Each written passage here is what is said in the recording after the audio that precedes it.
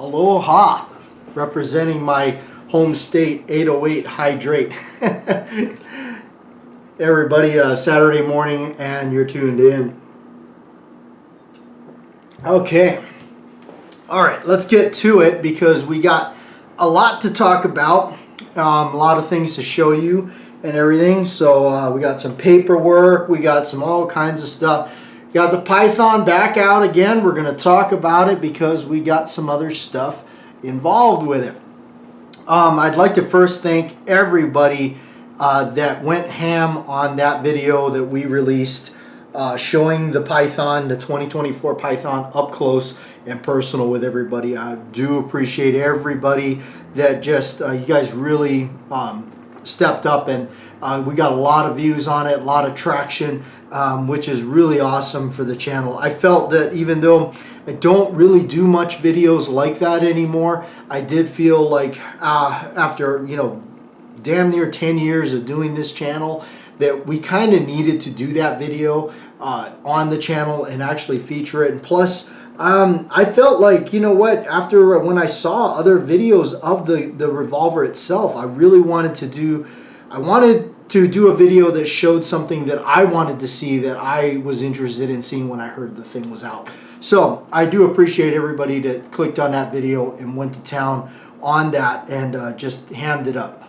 Thank you very much for that. So we're going to go ahead and read your comments here. We got a lot of them this time around, so which is really cool. So I appreciate that. All right, starting off in no particular order. Again, your comments, if it was not read, it's either after production of the show or for some reason the moderators pulled it, which happens. I have no control over that. Or sometimes your stuff is just not friendly for our show. So keep that in mind when you're making your comments. Okay, here we go. We have from Cliff, beautiful Python. It's blue and I'm green with envy. Yeah, I did remember when I first heard they were coming out, man. I couldn't believe it myself. All right, Jeffrey Richardson, good morning, great show. Thank you. And thank you, Jeffrey. Bob, first fine vid, thanks. All right, Bohemian Hunting Club, another great channel out there. Those guys are awesome. Good morning, same here. We got a couple of weeks of comfortable weather, and then it's just hot, and then we get a couple of weeks of comfortable weather, and then it's cold. And actually, funny, that's exactly what it's doing right now. All right, out here in the desert. Okay, Slim Fire. Congratulations, JW. I saw the blue box and didn't think you pulled the trigger on the new Colt Python 357. And what a beauty, too.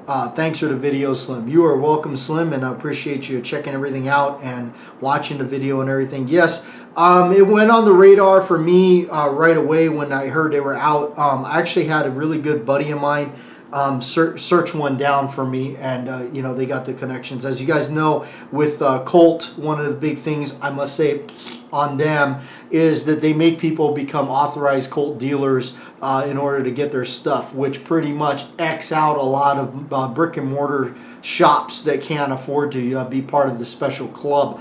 I will say down on Colt for that. That is pretty sad that they do that, because it really does make a lot of the mom and pop shops unable to buy their way into that special club to be able to get Colts. So it does make it very difficult. You know, and we all know that. Look, I mean, I'm not going to sit here and don't get me wrong that I sometimes speak very highly of the company. I'm just a fan of their product and their name and their heritage. I like their 1911s for sure.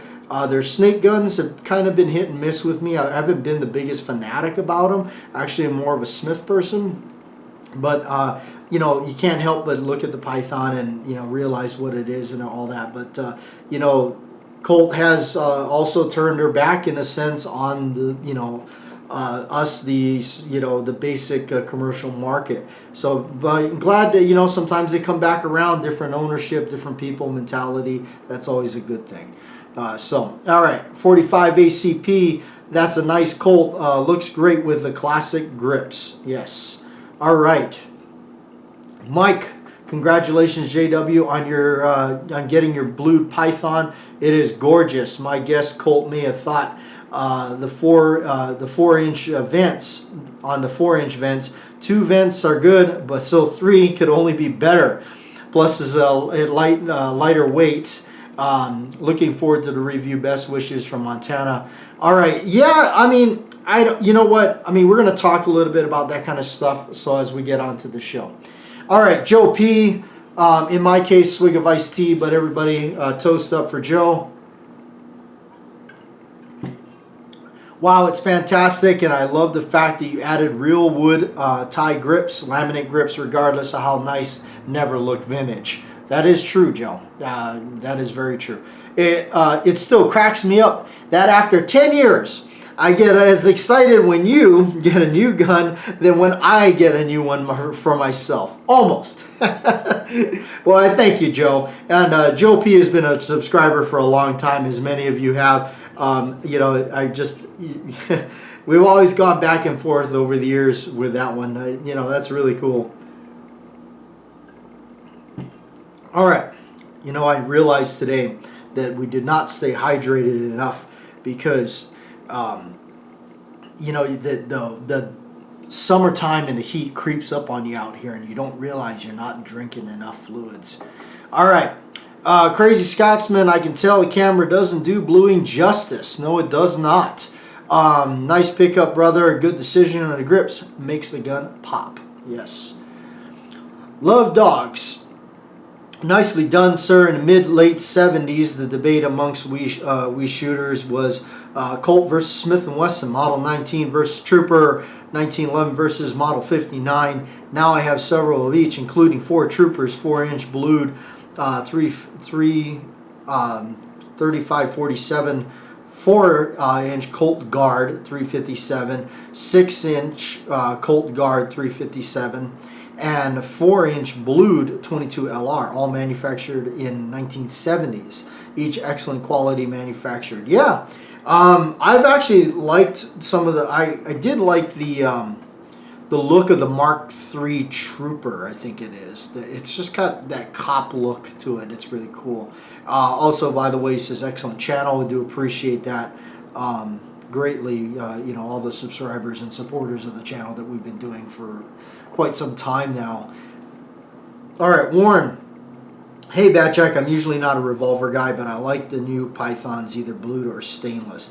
The tie grips look good on it. Love both of the films. Thank you for the condolences. You're welcome there, Warren. I appreciate that. This one's from Connor. I will get one of these soon.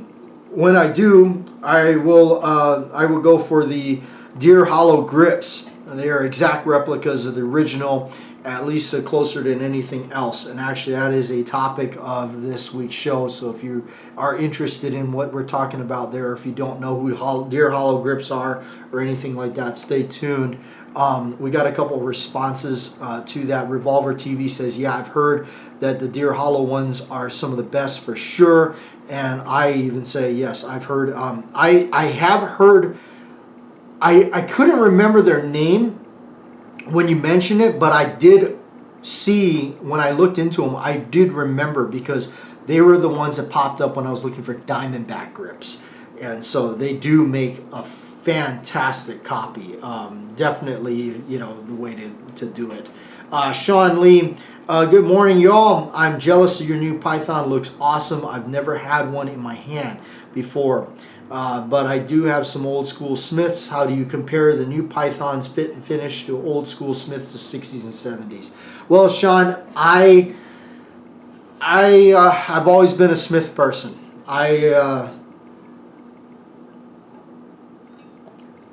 You can't beat the 60s and 70s Smiths. You really can't. I will always love the Model 29-2, 6.5. Because of Dirty Harry. But beyond the movie, that actually is one of the finest revolvers that you can get, I feel. The fit and finish on those is, you just can't pass them. I never been the greatest fan, the biggest fan of the Colts. I really haven't. I'll be totally honest with you. The Python does have some, you know, attraction, obviously. The one I had a couple over the years, older ones and everything. I had one, The 4-inch barreled one I had was out of time. It didn't time right, so it was kind of scary shooting it. You definitely didn't want to shoot anything hot in it.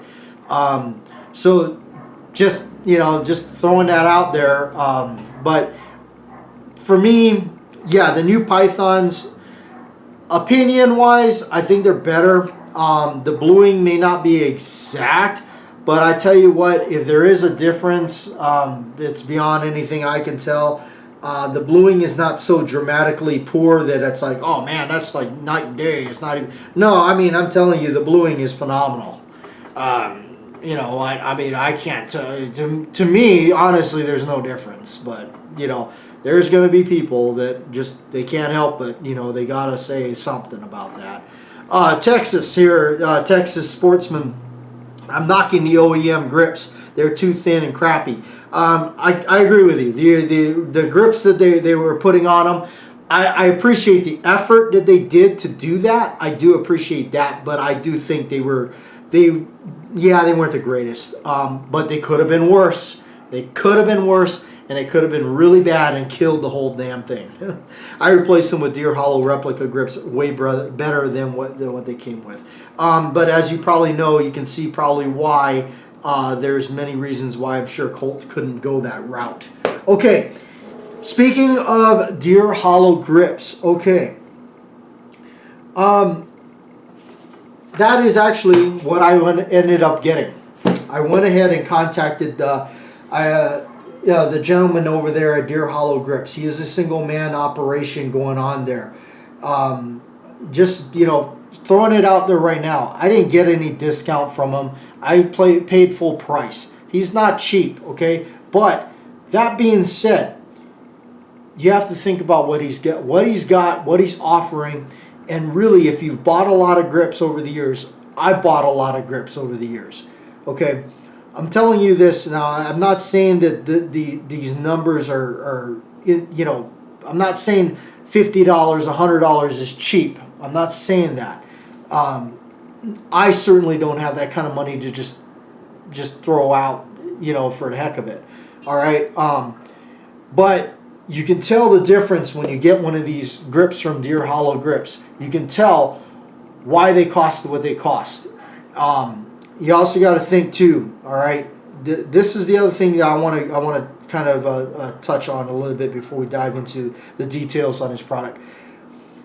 What he's doing is a lost art. What he is being able to offer the market is absolutely wonderful. You don't have to buy his product. But I will say this, if you want authenticity, if you want the real deal, this is about the best as it's going to ever get. I don't think you can't get any better unless you went with the legit originals. But that being said, the originals, there's age. There's age, there's time on them. They could be soft, they could be, who knows what, there could be cracks. You could look and source out a pristine copy and or a set or whatever you want. That being said, I printed this out from Deer Hollow's website. This is I think it's 17 pages on Python Target Grips Reference Guide. Anybody that's actually looking into purchasing his grips, I highly recommend you read through his grip guide. I highly recommend you read through his fit guide that he lists on there. All of the articles and things that he's got written on his website is absolutely just gold. You got to read this stuff. Go through it. Take the moment and actually read through his things. He's got an article in here that was actually, apparently this was published in American Handgunner by Roy Huntington. And he says it right off here. If you read that, I mean, the term reproduction could mean many things, but in the case of grip maker and gunsmith Olaf, his grips for Colt snake guns and others are as Colt would have made them, only superior. There is a lot of truth to that. Just speaking the truth, I spent my hard-earned money on them, okay, and I'm not disappointed. I'm gonna say that they are pretty fantastic. He shipped them off to me really fast. It got to me in 2 days. charged me 12 bucks for shipping. Actually did pay the shipping. He paid was $12, so he's not doing anything like, you know, some of the companies, you see them, it's like they charge you $25 for shipping, and then you look and they shipped it for $2 kind of a deal. So anyway, here's the grips. Yes, they are as authentic as it gets, and yes, I have a standalone video with them so you can see them in full detail and everything like that. I am telling you right now that this guy's grips are as good as they come. Okay, they're as good as they come. I did, total honesty, I did think about the thing that was going through my mind was, why not just buy an authentic pair if we're going this far? There was a lot of that thoughts in my process in my mind. What I actually came down to the decision was, these are made now with the collector in mind, with the discriminative eye in mind. So I knew the detail was going to be there. I feel that these are really well made. They're in as the article says, in fact, I think they're better made. I really do. I had a couple old pythons, like I said. I've had other grips, like diamondback grips and stuff. They're not, you know, they're worn. They're not the greatest. Again, resorting back to this, highly recommend you read his article on Target Grips Reference Guide. The detail and the descriptions and the knowledge that he shares in that is absolutely, it's just priceless. I mean, it's crazy how much he knows and how much information he has collected by other people in cult forums and stuff that he's got together to do it.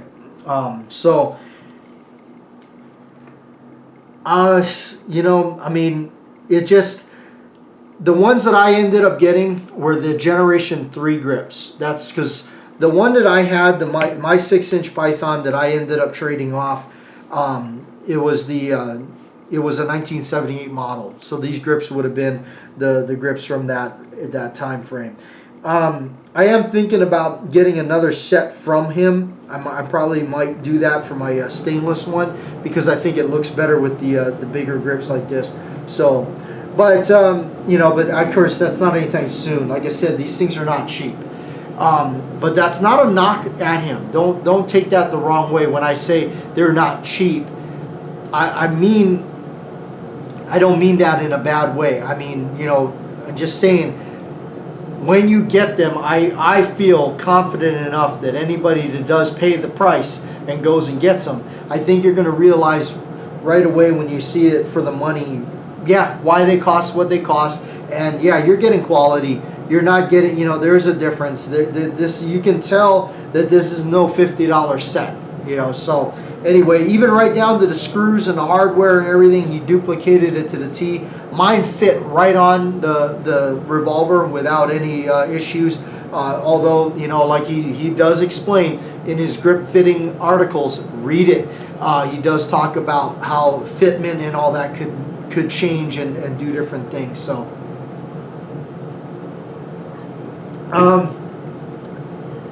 I did go this route, yes, because in the end, with the investment into this thing and I really do like it. I think it's really a cool revolver to own. I think it's neat that we get to own this now in our, you know, basically for us now, especially like me, that obviously was not around during the 60s and stuff when these things were a catalog item. But now, you know, I get to enjoy it and it's a catalog item. There's so much, you could say, I feel, I'm going to say this, I feel like there's so much nitpicking out there that is on this. And I would tell you this much. Here's the things to be careful of. There's people that are upset that this is out, okay? Where I'm coming from, I'm glad this is out, because it gets everybody an opportunity to now own one of these things, take one of them home, take it to the range, shoot it, enjoy it, and play with it like it was intended to. And it is stronger built. I've had no real issues with mine at all. I've been running it quite a bit. I ran it actually just today. We just took, both my buddy and I, we took a couple hundred rounds out, and we're shooting. He shot his Smith & Wesson as well. I took this out, obviously, and then ran it and everything. So, but, you know, again, the bluing, you know what? I can tell you this much. The bluing to me looks... I can't tell the difference. I can't. I mean, I don't, you know, to me, it's not so dramatically different that it's worth bringing up and saying, oh man, you know, you can't do that. The bluing is terrible. What? To me, no, that's just, you know what? In fact, today we were at the shop, at a local shop down here. They had a 1979 Python in their case. I looked at it. I couldn't, I thought, wow, you know, I mean, what was the difference? Okay, people are complaining about the hammer shape. There's no little space in front of the hammer where it meets the frame. Really? Seriously? That's a complaint? The shape or contour of the hammer. It's a little different. It's not as wide. It doesn't have the wideness that the other one, the original, had.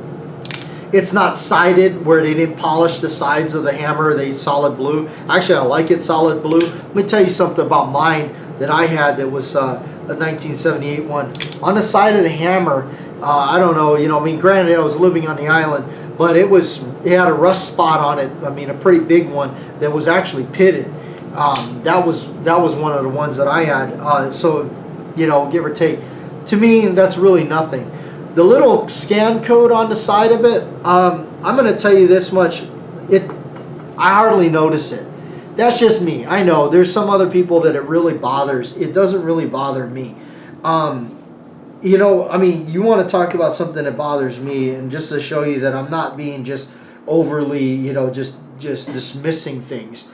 What bothers me is when you see guns, I mean, especially like, you know, revolvers or whatnot. I mean, you'll see other guns where literally across the thing it says, warning, read instruction manual before using, or something like that. That's an eyesore. To me, that's an eyesore.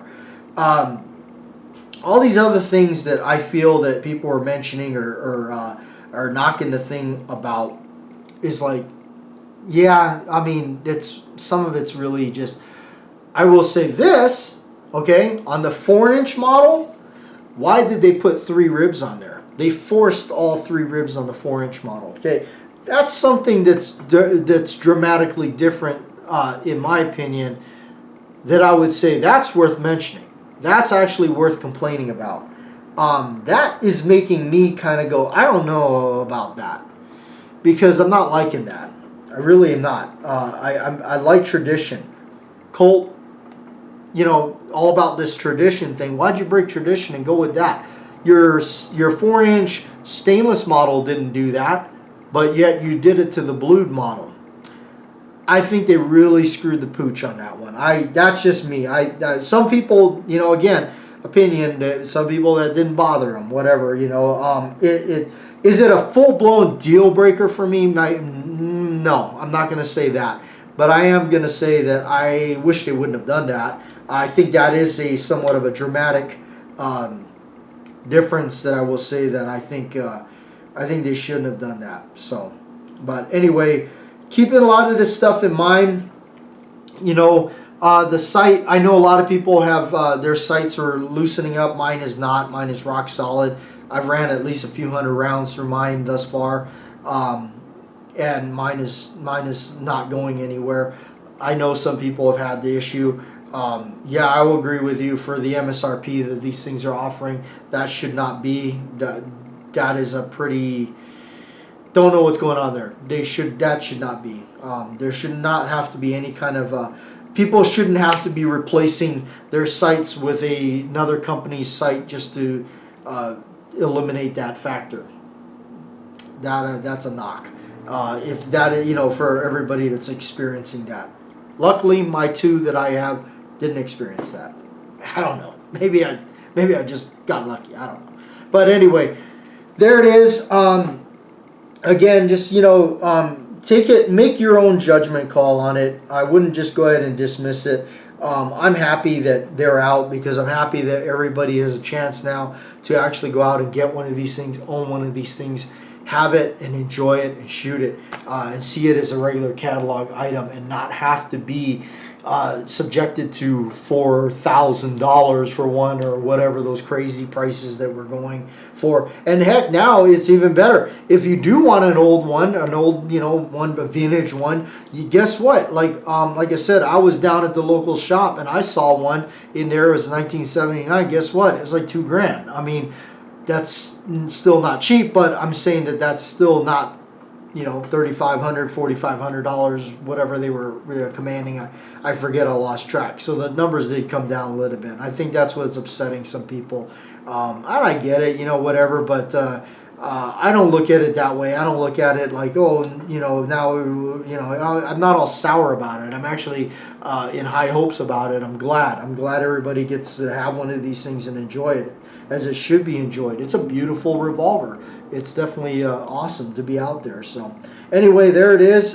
Check out the video on the Deer Hollow Grips on a standalone video. So don't forget to check that out. Anyway, I'm going to get out of here. I appreciate everybody watching and hanging out.